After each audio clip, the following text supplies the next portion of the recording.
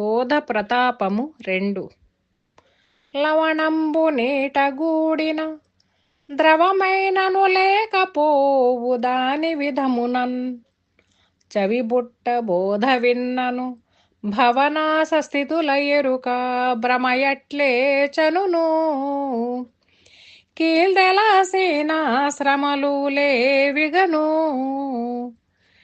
ప్రవిమాలముగ గురుని పదపద్మముల నమ్మి ప్రవిమాలముగ గురుని పదపద్మముల నమ్మి స్తవమాచరించేటి సాధు సత్పురుషులు అవనిలో ఇక బుట్టబోరని ఆర్యులేరన భేరి వేసిరి చవిన బెట్టిన ఎరుక లేదని చెప్పి తిని పరిపూర్ణ మెరిగి భ్రమయట్లే చనును కీల్దెలసిన శ్రమలు లేవిగను. జై నిజ గురుభ్యో నమ. నిజానంద పోలోజు వీరయాచార్య విరచితమైన శుద్ధని గుణపరతత్వ బోధామృత కందార్థ దరువులలో బోధ ప్రతాపం నందు ఈరోజు 2వ కందార్థం.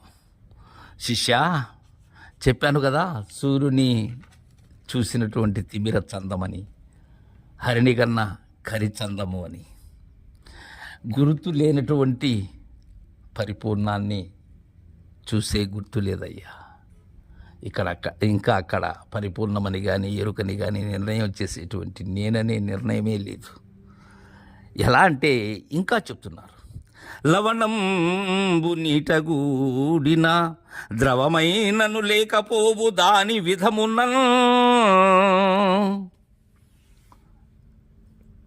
దీనికి పెద్దలు చెప్తారు ఒకటి.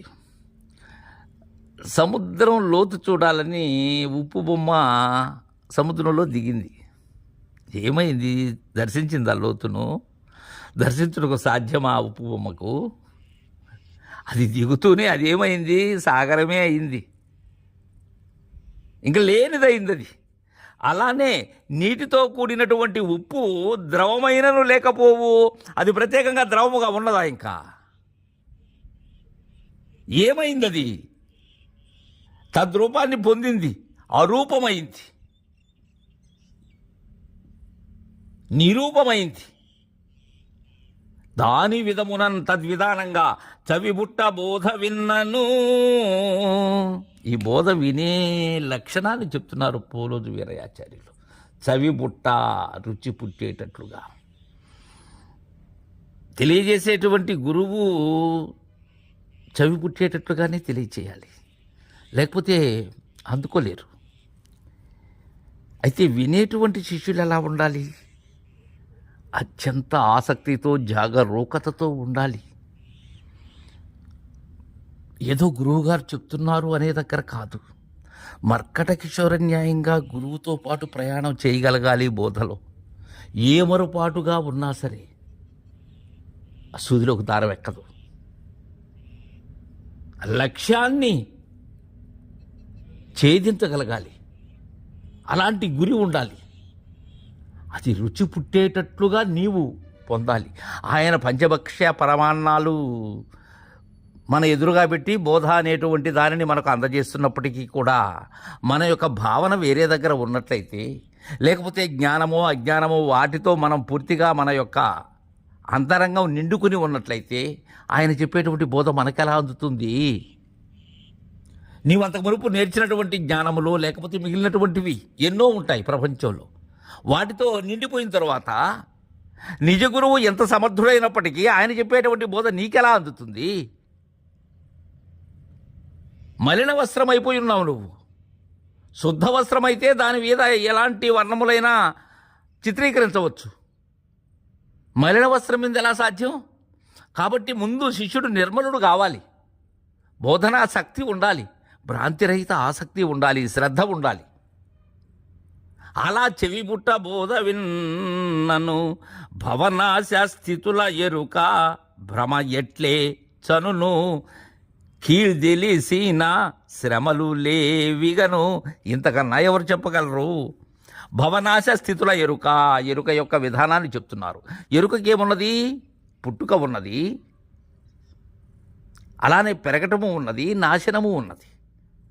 సృష్టి స్థితి లయములు 3 ఉన్నవి. రావటం ఉన్నది, ఉండటం ఉన్నది, లేకపోవటము ఉన్నది. ఇవి ఎరుక. ఆ ఎరుక ఎట్ట చెందుతుంది?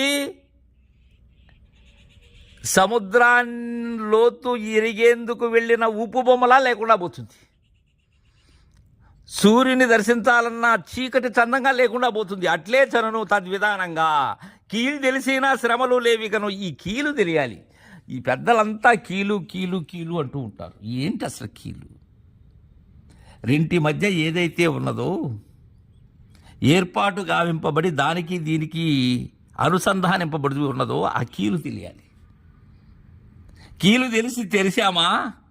ఇవ్వలా లేదు, అవలా లేదు. ఉన్నది పరిపూర్ణమే కానీ అది ఉన్నదనేందుకు ఇదే లేదు. అది కీలు. ప్రవిమాలముగా గురుని పద పద్మముల నమ్మి స్తవమాచరించేటి సాధు సత్పురుషులు వారు ఎలాంటి వారో చెప్తున్నారు ఇక్కడ మహనీయులు. ప్రవిమాలముగా అంటే అత్యంత స్వచ్ఛముగా ఉండాలి శిష్యుడు. నిర్మలమతి అయి ఉండాలి. కుమతిగా ఉండకూడదు. చలన మనస్కుడై అసలు ఉండకూడదు.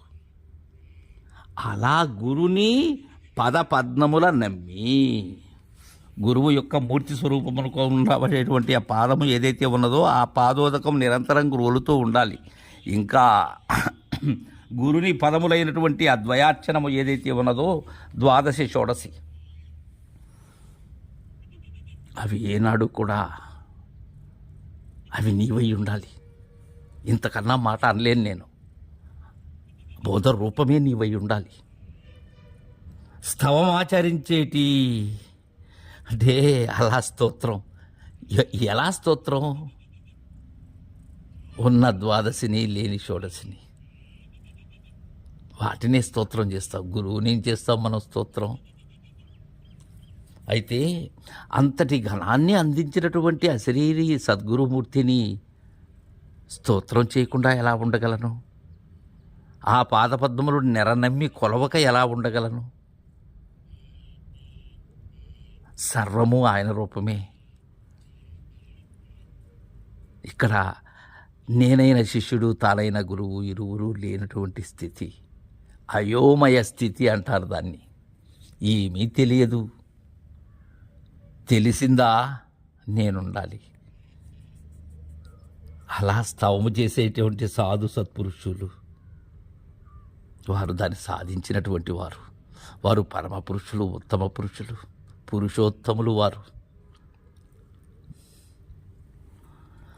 అవనిలో ఇక పుట్టబోరని ఆర్యులే రణభేరి వేసిరి, చెవిన పెట్టిన ఎరుక లేదని చెప్పి తిని పరిపూర్ణమిరిగి భ్రమ ఎట్లే చనును.